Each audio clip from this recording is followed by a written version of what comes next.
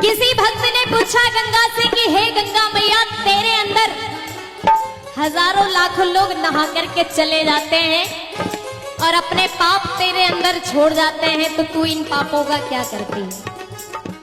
गंगा से पूछा कि तू इन पापों का क्या करती है? तो गंगा ने जवाब दिया कि मैं उन पापों को अपने पास नहीं रखती हूँ, मुझसे तो समुंदर लेकर के चला जाता है। समुंदर से पूछा कि भाई तू इन पापों का क्या करता है?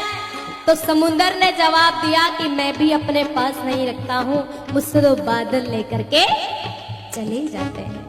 बादल से पूछा कि भाई तुम इन पापों का क्या करते हो? तो बादल ने जवाब दिया कि मैं भी अपने पास नहीं रखता हूँ, मौका और समय देखकर जिसका पाप है उसकी खोपड़ी पे वापस डाल देता हूं। हम सोचते हैं कि भाई हमने तो गंगा नहा लिए, हो गए पापी दूर, लेकिन ये मत भूलना कि पाप कभी हमारा पीछा नहीं छोड़ता, हमारे साथ साथ चलता रहता है। पाप से पूछा कि ऐसी तो कोई जगह होगी जहां तू नहीं आता है? तो पाप ने कहा कि जहां सत्संग होता है, कीर्तन होता है, भक्ति होती है, उस जगह मैं हजारों कोसों दूर हूँ। पाप हमसे हजारों कोसों दूर है भैया। पुण्य कमाने का समय है। जिनको पुण्य कमाए हैं दोनों हाथ उठा करके और एक बार मीठी मीठी तालियां बजाते हुए 1 2 3 4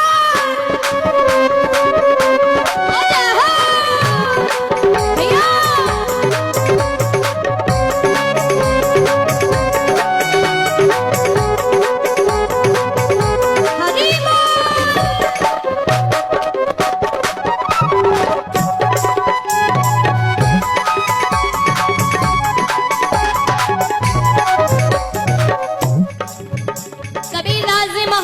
मनुष्य को कह दिया नीच। भाई साहब को प्राप्त करने के लिए भगवान तरसते हैं, उसको कबीरदास जी ने नीच कह दिया तो कुछ लोग भड़क गए और कहने लगे कि हम आपको जान से मार देंगे। मानव को नीच कैसे कह दिया आपने? क्योंकि बड़े भाग मानुष तन पावा, सुर दुर्लभ सब ग्रंथ ही गावा। ईश्वर भी तरसता है, उसको आपने नीच कह दिया। कबीरदास जी कहते हैं हाँ मैं कहता हूं कि मानव नीच है, मैं मरने से नहीं डरूंगा, तुम मारने से मत डरना, पर पहले मेरी बात सुन लो। कबीरदास जी ने कहा मैं बता सकता हूं कि मानव अपने कर्मों से किस प्रकार नीच है। उदाहरण दिया, ध्यान से सुनना मेरी बात। हजारों लाखों करोड़ों रुपए की बात फोकट में बता के जा रही, ध्यान से सुन लेना। इसका कोई मैं दाम नहीं ले रही हूं, कोई दाम नहीं है, और दाम लग जाता ना तो आज जैसे मंत्री साहब बैठे हैं वहीं में बैठी होती। क्या बात है। लेकिन मैं तो इतना कहती हूं, कबीरदास जी ने कहा भैया सबसे पहले एक कुत्ते को बुलाइए। जैसे ही कुत्ते को बुलाया और कहा कि एक थाली में केले, नारंगी, अंगूर, सेव फल, जितने भी फल हैं इस कुत्ते के सामने रख दो। जैसे ही भाई साहब सारे फल लाकर कुत्ते के सामने रखा तो कुत्ते ने खाना तो दूर बल्कि उसकी तरफ देखा भी नहीं, क्योंकि कुत्ते कभी फल नहीं खाते हैं। कबीरदास जी ने कहा समझे? तो सबने मना कर दिया, नहीं समझे। फिर कबीरदास जी ने कहा कि एक मांस की डली लाकर इस कुत्ते के सामने रखो। जैसे ही मांस की डली कुत्ते के सामने रखी तो कुत्ता तुरंत खा गया। कबीरदास जी ने कहा समझे? सबने मना कर दिया, नहीं समझे।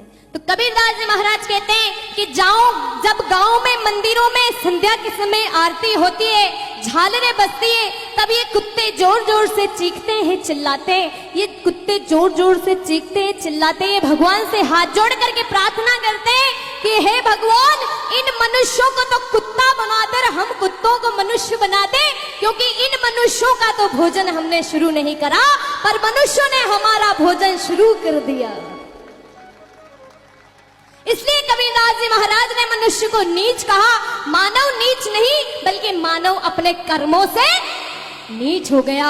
भगवान ने खाने पीने के लिए दुनिया भर की चीजें बनाई, लेकिन भगवान कहता है मैंने तेरे लिए काजू बादाम दुनिया की चीजें बनाई, तू नहीं खाए तो मैं क्या करूं, और नाली में गिर जाए तो फिर? भगवान शंकर के नाम पर लोग भांग पीते। अरे मैं कहती हूं कि भगवान कृष्ण ने जो किया वो करके तो दिखा। मेरे भगवान कहते हैं कि एक बार मेरे नाम का खर्च करके तो देख, कुबेर के भंडार नहीं भर दूं तो कहना, और एक बार मेरी तरफ कदम बढ़ा कर तो देख, गले नहीं लगा लूं तो कह देंगे। लेकिन आज का इंसान यही सोचता है कि पड़ोसी की जेब का पैसा मेरी जेब में कैसे आ जाए, यही सोचता रहता है। ये नहीं सोचता कि पड़ोसी ने सारी जिंदगी लगा दी 5 रुपए कमाने में, तू आधी जिंदगी तो लगा। नहीं हो सकता। मैं कहती हूँ, मैं निवेदन करती हूँ उन भक्तों से जो आज इस प्रांगण में बैठे हैं, अगर आपके अंदर कोई बुराई है, अगर छोटी सी भी बुराई है, तो हनुमान जी के चरणों में रख देना। बस मेरी यही फीस है, यही भेंट है मेरी, मुझे कुछ नहीं चाहिए। मेरे गुरु ने कहा है बेटा, बाबा रामदेव कहते हैं, खरी खरी कहते हैं, भ्रष्टाचार के ऊपर कहते हैं, और बाबा रामदेव कहते हैं कि मैं तो कहूंगा क्या उखाड़ लेगी दुनिया मेरा। अरे ले लेगी तो एक लंगोट ले लेगी, कोई बात नहीं, मैं अंदर से काम चला लूंगा। कहते ही नहीं बाबा। लेकिन बाबा रामदेव जैसे इंसान मैंने देखे नहीं। वो इंसान के रूप में भगवान है और दुनिया बदल के रख दी, और उनके कदमों पे जो चल दी ना, आने वाली 7 पीढ़ियां सुधर जाएगी, मैं गारंटी के साथ कहती हूं। इसलिए जिन भक्तों को मेरी बात अच्छी लगी है, समझ में आई है, जिनके ऊपर से निकल गई उनसे तो मैं माफी चाहती हूँ, लेकिन जिनको समझ में आ गई एक बार आशीर्वाद देंगे मुझे दोनों हाथ उठा करके। और